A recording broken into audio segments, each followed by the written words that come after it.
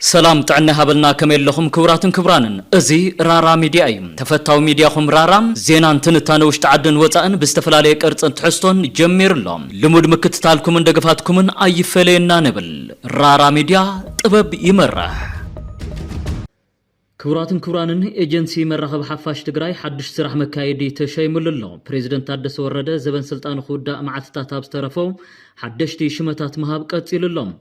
أبز ساعة زينا زي كابن رؤيهم حدايم منجست فيدرال مهيا بزي ملقاو حدميتن سلاسان شوعات شح سرعتنياتات منجستي تقراي أب حدقا خمزلو حانت بعلت سلطان تزاري بالا بزعب الزيون انبلكم لنا وق إيران أب سرعة نقد عالم زفتر زلو من نقع أهقراو والدابتات بمقلتي كخننو جميرن اللوا زرزر حيزنا لكم لنا رارا ميديا كتكتاتولو تحستاتنا ونخالو اتكتكافلونا حتتنام ناب زرزر زيناتات كنسقاقركم فلما قدم حرميتن 37 عامت كم زعلت أمتما مسوات زخفلو هاتسا يوهانس رابعي أب تقراي بفلاي أب كتما مغلا زخر مسواتهم بستفلالي قبابات كتنبل وعللهم أو تولد دبوتهم ما يبها تاريخهم من كيهم من الناتل على زوعله حدا مدب كم زلون تلهم أبزيب كتما مغلا دما لعلوت حلف تسرح من قستي أب سترخبلو بستفلالي قبابات كخبر موعالو رارا ميديا الرقاقي تلهم هاتسا يوهانس مأخل منجستنت إثيوبيا مغلق خون غيروم نعسر تشوعات عامتات زمرحو هاتسا منباروم إذكار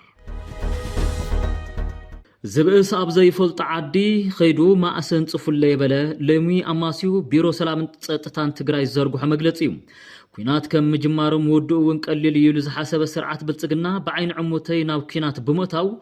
نهزبي بمقفعن بمقسوقالن كبرن سمن هاجر أبلاشو بزي حفرت بزعبا سلامن مكالن كزارب مرأي آزيوز قرمي بمبال ناب بلتقنا زغنعك سغريبو زا بحاجز لأختي قبر اكايو بسترخبت حرقاتو اب كتماتات سعرن قوصلن تخيله كتماتات معريقه اتبل درف عياشو كزوتر صنحت قجلم حزد ما انت سلام كبل نسراوي تግራይ نጻጽيله ننوينو DDR جميره يلهو تبل ناي بهامات قلد زرغحلو بمبال بلصغنا سريحيو زبلو ناي لمعات سرحت نقيفوم ابلعل حيلታት تግራይ يغبرو نزولو قبر اكاي دما خنينو اتي بحقن سرعاتن مغزاء نور زغونه سرعات بلصغنا نحقاو يفرام سممع بريتوريا نغون غديفوم نتي اب تግራይ زلو ጨንፈር ቤት ጽሕፈት ተሐድሶ ኮሚሽን ውን ከይፈለጦ መስኡል ቀሰባት ተረዳዲኤ ከምዚን ከምቲን ገይረና በለም ይሁት ተሎም ሰለም በዛዕባ ካለ ዘደንጹ መናውሩ ዝበሉ ጉዳይ ውን አልዒሉ ካለ ዘደንጹ መናውር እዚ ስርዓት ድማ አባላት ሰራዊት ትግራይ ከም ዜጋታት መጠን ዝረኽብዎ ዝግባ ናብ ተልእኾ ምኽባር ሰላም ከድካም ዝርከብ ረብሓ ከም መጠበረን መኸብለልን ሜላ ገይሩ ክጥቀመሉ ይፍትናሎ ክብል ነቐፈይትኡ አቅሪቦም እቲ ዝሕፍር ብልጽግና ነቲ ተበግሶ ዝወሰደሉ ምኽንያት ብርቱዕ ድልየት ሰላም ስለዘለን ይክብል ከሎም ዝብእስ ኣብ ዘይፈልጥ ዓዲ ኸይዱ ማእሰን ጽፍለይ በለ ጥራይ እዩ ክበሃል ዝኽእል ብምባል ብልጽግና ኢሉውን ውዒሉሉን ብዛዕባ ዝወሎም ኣጀንዳታት ተመልኪቱ ኣብዚ ዘርግሖ ናይ ምቅላዕ መግለጺ ዕላው ገይሮም بريزيدنت تادس ورده نغازيطኛ አባዲ ገብረስላሴ አካይድ ስራሕ ትግራይ ቲቪ ገይሩ ምሻሙ ሲዒቡ ኣብ ማሕበራዊ ሚድያ ዘራራብ ኮይኑ ውዒሉሎም አባዲ ገብረስላሴ ቀደም ክብል ኣብ ጋዜጣ ወይን ድሓሪ ድማ ኣብ ድምጽ ወያነ ትግራይን ቤት ጽሕፈት ህወሓትን ብዝተፈላለዩ ብርክታትን ሓላፍነትን ክሰርሕ ጸንሐ ላዕለዋይ ኣመራርሓ ውድብ ህወሓት እዩ بريزيدنت تادس زبن سلطانو خبقع حيدت معالتታት تريفونو ኣብ ዘለዋሉ እዋን ንቢሮ ፍትሕን ኤጀንሲ መራኸቢ ሓፋሽ ትግራይን ሓደሽቲ ሰመዝ ሸይምሎም ሓለፍቲ ዘን ትካላት መንግስቲ ማለት እውን ነበር ሓላፊ ቢሮ ፍትሒ ሓድሽ ተስፋን ነበር ሓላፊ ኤጀንሲ መራኸቢ ሓፋሽ ትግራይ ተሻለ በቀለን ካብ ኣባልነት ዝኾነ ፖለቲካዊ ውድብ ነፃ ምግባሮም ዝረኸብናዮ ሓበሬታ ይመለኸት መንግስት ፌደራል በጀት ምክፍል ካሉ ሲዒቡ መሃያ ክልተ ወርሒ ሰራሕተኛ መንግስት ትግራይን ስራሕቲ ሕውየት ዝኽፈል ዝግብኦ ዝነበረ ክፍሊት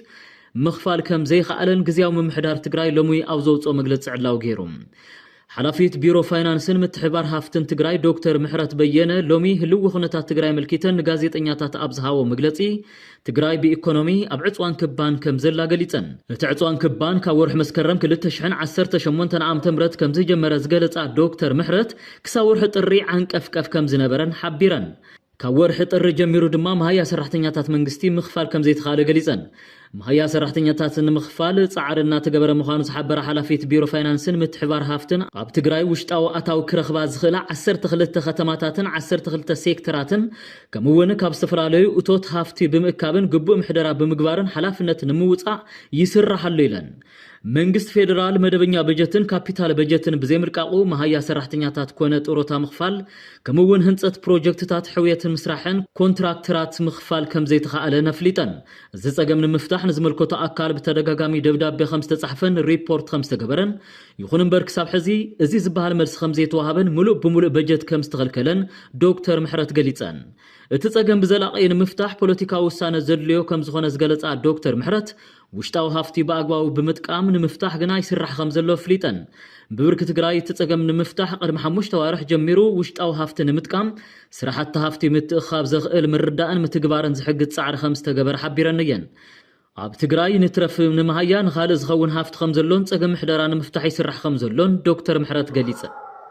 ክሳብ ሕዚ ካብ ሰራሕተኛታት መንግስቲ ካብ መሃያ ዝኽፈል ቃል ዝተኣተወ ከምኡውን ካብ መሸጣ ሲሚንቶ መሰቦ ተስፋ ዝህብ ከም ዘሎ ካብ ዝወፃእ ካብ ተጠቀምቲ ግብሪ ኸፈልቲ መሸጣ ሊዝን ክርከብ ዝግብኦ ሃፍቲ ንምርካብ በብሰሙኑ ገምጋምን ክትትልን ይግበር ከም ዘሎ ሓቢረን ይኹን እምበር ብሰንኪ ሕፅረት በጀት ጸገም ከም ዘሎ ግልጽ ገይረን ብሰንኪ እዚ ድማ ሕክምና ክሓዊ ዝኽእሉ ወገናትና ይሞቱ ከም ዘለዉ ገሊጸን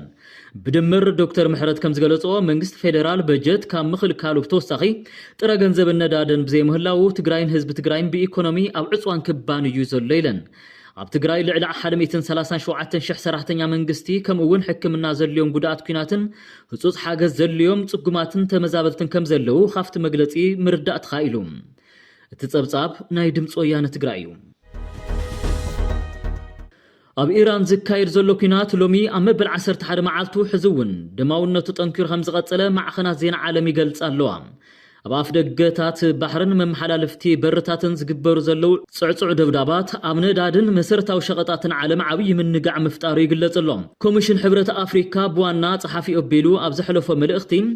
ናብ ሃገራት ኣፍሪካ ይውሕዝ ዝነበረ ሎጂስቲክስ ብሰንከቲ ኣብ መሰረተ ልምዓት ዝግበር ዘሎ ደብዳብ ደው ኢሉ ክሳብ ድኻ ዓድታት ኣፍሪካ ተሓኒቑ ይርከብ ተዋጋእቲ ሓይልታት ጉዳዮም ብሰላማዊ መንገዲ ክፈትሑ ዝተማሕፀነ ሕብረት ኣፍሪካ ተብልዕሉ ንጹሃት ዝግበር ደብዳብ ተሓታትነት ከም ዘስዕብ ገሊጾም እዚ ከምዚ እንከሎ ኣብ ቀረባ እዋን ዝተመረጸ ሓዱሽ ፍጹማዊ መራሒ ኢራንን ኣቃጻሊ ክብሪ ኣያቶላህን ገና መንበር ዝፋኑ እኳ ከይጣዓመም ኣሜሪካ ክሳብ ዝፈቐደት ጥራሕ ዝቕጽል መራሒ ምዃኑ መራሒ ሃገር ኣሜሪካ ዶናልድ ትራምፕ ገሊጾም እቲ ነዚ ናይ ኩናት ኢራን ምስ እስራኤል ብምውዳድ ዝመርሕ ዘሎ ጻዕዳ ፕሬዚደንት ኣፈላሞት መዓልትታት መጥቃዕት ነቲ 45 ዓመታት ንኢራን ብዝተፈላለዩ ብርክታት መሪሕነት ዝመርሐ ኣያቶላህ ኣሊ ሆሚኒ ኣብ ኮፍ ዝበሎ ምግታቱ ኸይኣክል ሕዚ ድማ መራሕቲ ኢራን ብፍቓድ ኣሜሪካ ክሕረዩ ዝደፍእ መግለጺ ኣውፂሎም بتقاراني مس أمريكا أبتفاطت أن تنبر راشا زمرح فلاديمير بوتين نايمكو عدس بلكان يفتس ملكان دبدا بينا بحدش مرح إيران مسدادو تقليت اللهم زي كم زين كلو وقي إيران كابز جمر كساب حزين كلتا قزاز لطفة وي بوست زقبرة مرح أمريكا دونالد ترامب تابلع لإيران زقبر زلو وقي أتححزا فرح زولو دو يخون زبلا جندا أبقي سلوم زينا بزي فتسام